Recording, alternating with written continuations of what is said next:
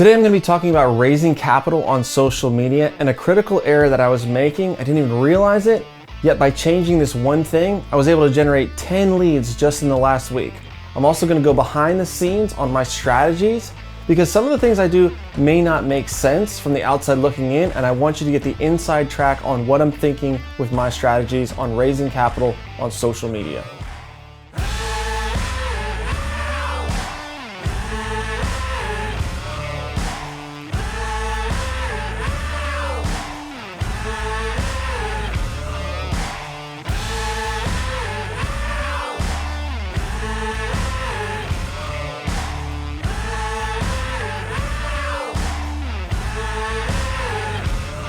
Hey, thanks for being here and listening to the message. I get texts, emails, and messages all the time about lives that have been impacted, people that are changing what they're doing and making forward progress. What really drives that is people liking, engaging, subscribing, commenting, and it's a really good way to pay it forward because the more we do that, the more people are going to be reached and helped. So if you're enjoying this content, if you're getting value out of it, I ask that you would just like, comment, subscribe, share it with a friend so that we can pay that forward and help more people unlock their life. Hello and welcome to Unlock Your Life. If you're listening, today is an exciting day because we have now implemented video podcast in our program. We're uploading full video content on YouTube. So if you don't follow me or subscribe on YouTube, just type in Jennings Smith, Unlock Your Life. You'll find my channel. Hit the subscribe and you can watch the video version of this every week. Today, we're going to be talking about raising capital on social media. I'm going to reveal a critical error that I was making that once I changed it, I was able to generate 10 new leads just this past week. I'm also going to talk about some of the strategies I'm using that may not make sense to the outside person looking in. I want to get into that and why I'm doing that so that you can implement this stuff in helping you raise capital for your next deal. So let's get into it. If you've followed me for any period of time, you notice that I don't always just post about raising capital for apartments or apartment deals.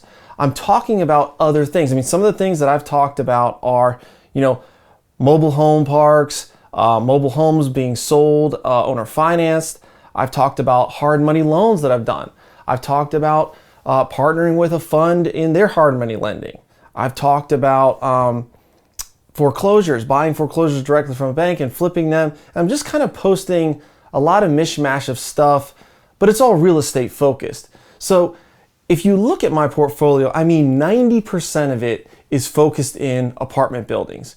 Yes, I own a storage facility. Yes, I have had mobile home parks. I don't have any currently. And yes, I do some hard money lending and flip some foreclosures, but the bulk of it is in apartments. So if you're looking from the outside, you might be thinking, Jennings, why are you talking about other deals, other things? Is this just diluting your brand? What is the purpose behind doing that and talking about that? And it's really critical because you got to think about this. Apartment deals are big deals. They take a long time to close. And once you close them, you've got to go through 3 or 4 months of just figuring out what the property is doing, then maybe another year to 2 years of stabilizing the property, and then you're refinancing or probably selling it. And so how many of those can you do a year? Well, for me personally, I do 2, 3, 4 deals a year. I have done 5 or 6 a year. That's really, really cooking. And I know some of my colleagues have done more than that, but that's where I feel comfortable is doing 2 to 4 deals a year. But I don't want to just post 2 to 4 times a year, hey, we closed the deal, or hey, we just refinanced the deal.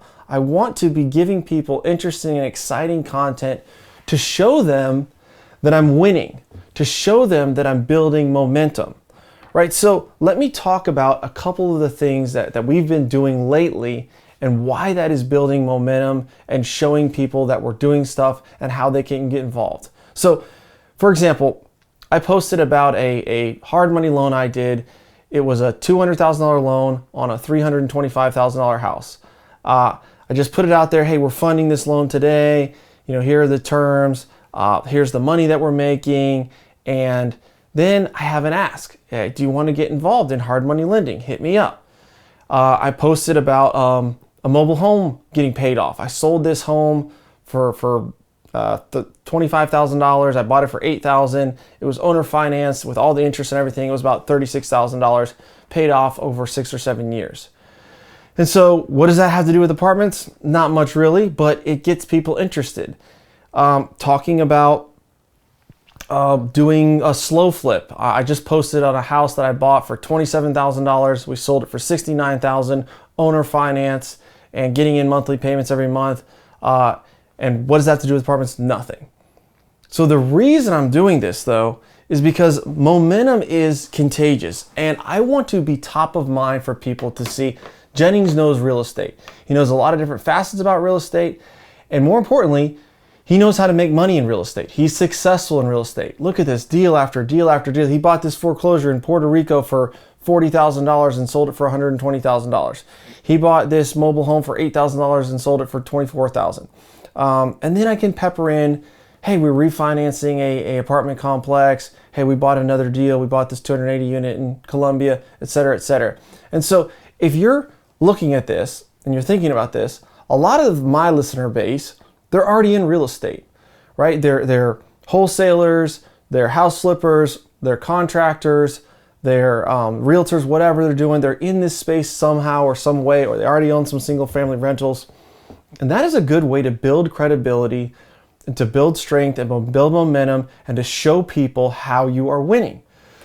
Let's say you're thinking, Jennings, I don't have a 50 unit apartment complex that I can post about. I don't have anything exciting going on. All I've got is this duplex that I'm renting out.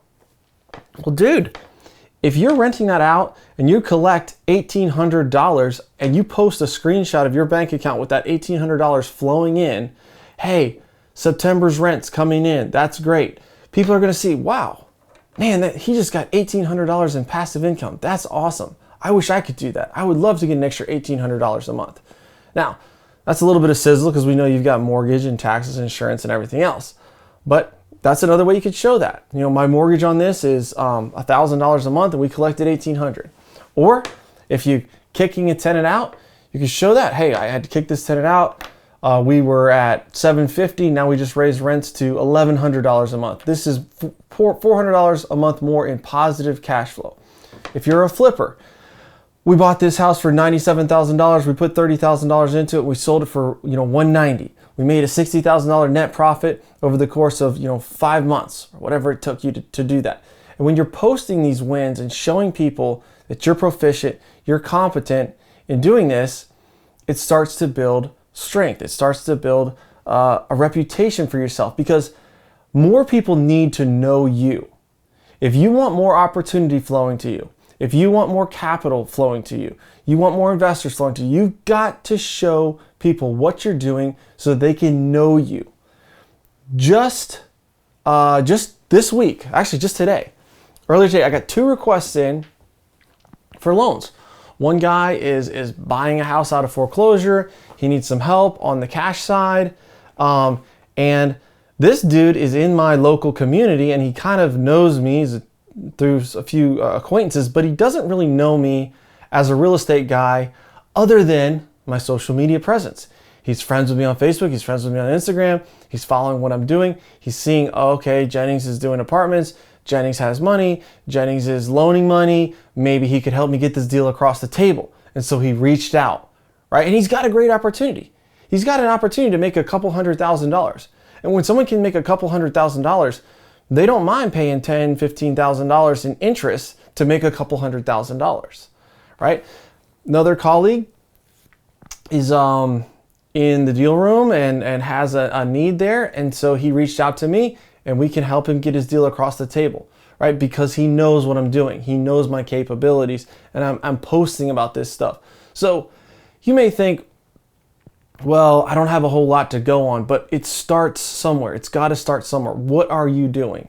If you're underwriting a deal, post about it. If you're going to look at a property and touring units, post about it. If you're making an offer, post about it, right? This refinance on Barberton, our 34 units, I've already made multiple posts about this deal. I posted when we got it under contract. I posted when we bought it. I posted it as we're stabilizing it, as we're selling out new rents and raising the net operating income. I even posted about it when we were close on the refinance. And I said, we're close, it's gonna be cash out. I'll post more details when I have them. Well, now I have them. I know exactly how much we're cashing out. We're getting a check for $240,000. We've got a lot of money still left in reserve, so we're going to distribute $290,000 today. And I know that exact amount. And I'm going to post about that later. I haven't posted about it yet, but I'm going to post about that later. And so there's multiple opportunities in each step of the deal that you can post about something that's going on, even if you don't even have something under contract or closed yet. It's building that momentum. And then implementing the ask. So I use stories a lot, Facebook stories and Instagram stories, where if I'm telling a story about something, I'm saying, hey, do you want to talk? And I have that little yes or no bar on the bottom. Now, this is a real tactical strategy here. It's a poll. You drag the poll on there. Say, do you want to chat? Or do you want to see the pitch deck? Or are you an accredited investor? Are you interested in loaning on hard money? Et cetera, et cetera. These are really simple deals for people to understand. They understand a single family rental. They understand a flip. You bought it for X, you rehabbed it for X, you sold it for X. They understand a foreclosure flip. They understand a hard money loan. Those are really easy, simple concepts to understand.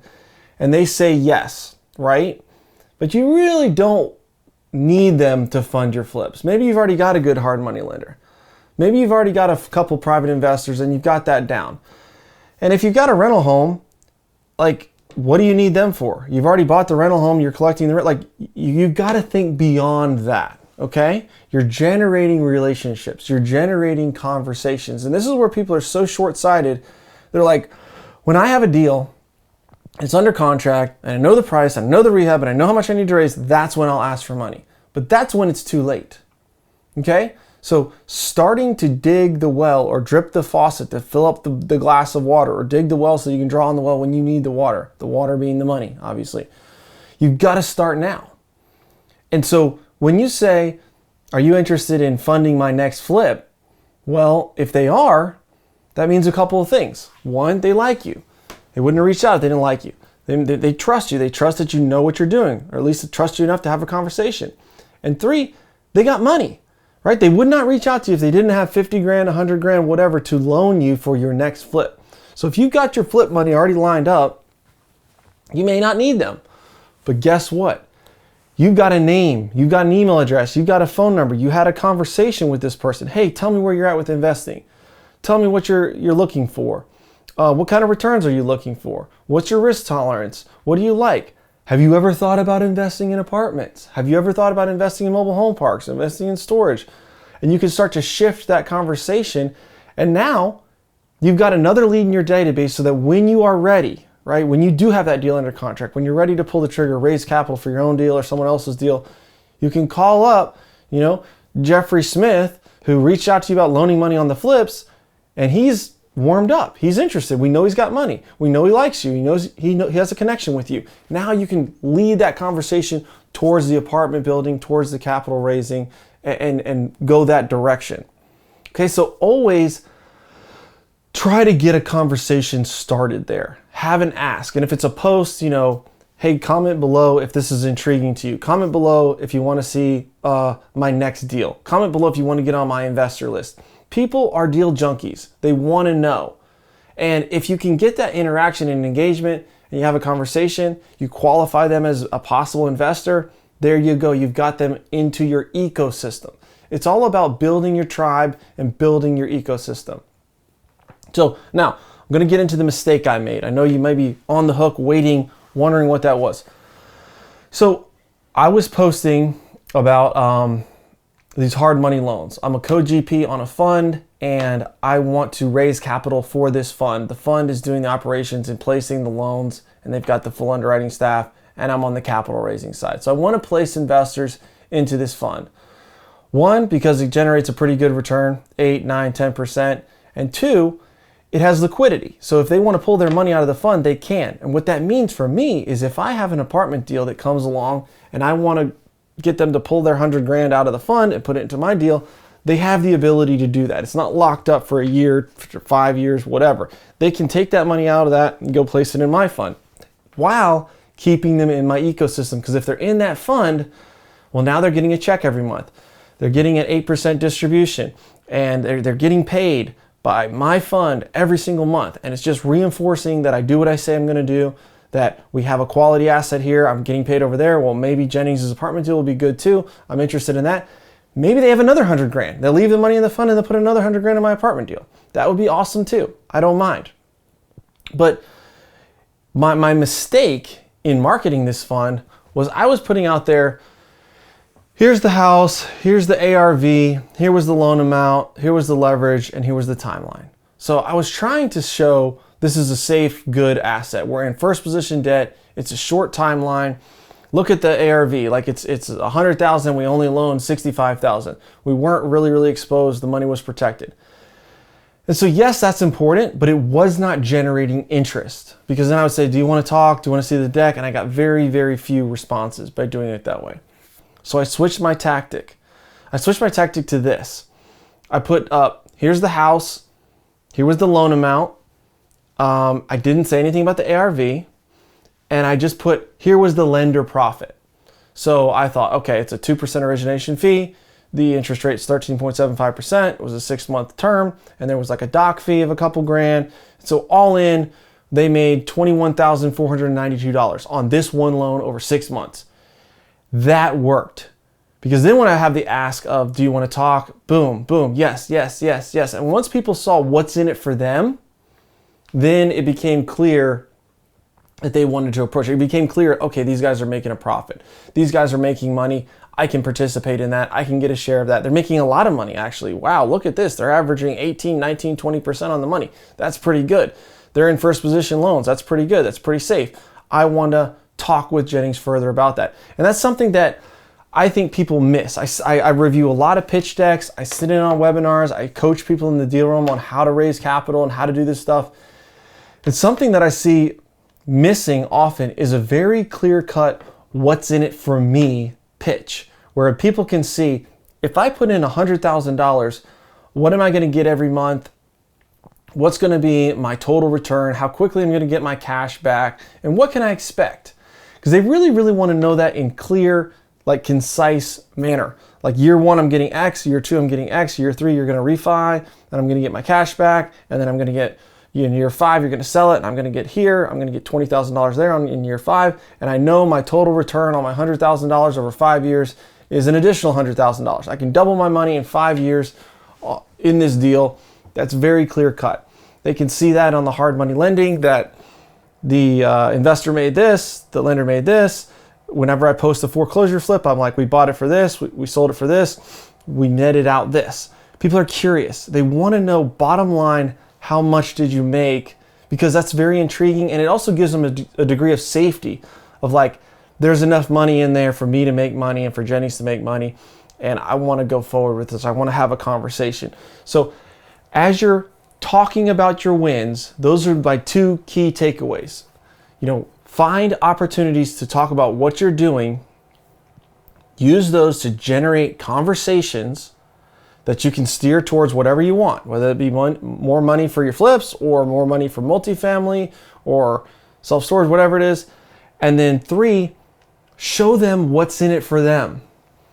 America is the land of the price tag, right? We don't really like haggling. We don't really like to go in there and beat people down. People want to know what's in it for me before they kind of have that conversation, before they commit. They don't want to get on the phone with you, find out that you're only going to pay them 2%, 3% returns, and then have wasted their time and also embarrassed, and they kind of feel weird. They don't want that. But if they go into the conversation knowing, hey, I can make 8, 9, 10%, or I can make 15%, 18%, whatever the pitch is, if they kind of know that up front, then they're gonna be like, I need to hear this out. I need to hear out this opportunity. I need to see if I like this person, see what the details of the deal are, and maybe I would invest in that. Maybe I would be interested in that, right? So key takeaways, document what you're doing and share it. Also have a call to action to connect with you, and then show them what is in it for them. If you do those 3 things, you're gonna have a lot more success in raising capital on social media. All right, guys, have a great week and unlock your life. Peace.